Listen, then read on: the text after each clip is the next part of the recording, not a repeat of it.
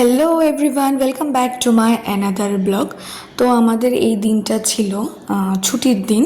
ছুটির দিনে সেরকম কিছু আমাদের কাজ থাকে না, আমরা একটু লেট করে ঘুম থেকে উঠি, কারণ অন্য অন্য দিন তো আমরা একটু তাড়াতাড়ি উঠে যাই, কাজ থাকে। ওই দিন আমরা একটু দেরি করে উঠি, তো ওই দিন অনেকটাই বেলা হয়ে গেছিলো। ঘুম থেকে উঠে তারপর ম্যান্ডেটারি ফ্রেশ ট্রেশ হয়ে আমাদের চা খাওয়া, চা আমাদের খেতেই হবে। চা খেলাম, যতই বেলা হোক আমরা চা মিস করবই না। তো চা, তারপরে সাথে পাউরুটি টোস্ট করেছিল।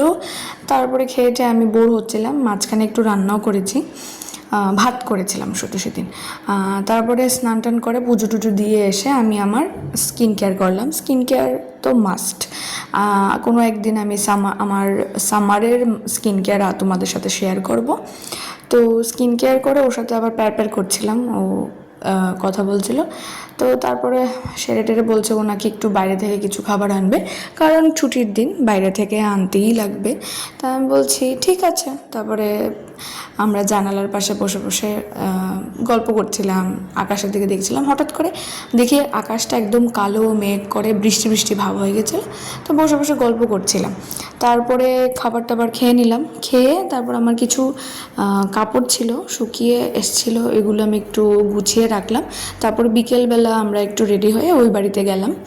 ওই বাড়িতে গিয়ে দেখি মা আমাদের জন্য চা, লুচি, কলার বড়া এগুলো করেছে।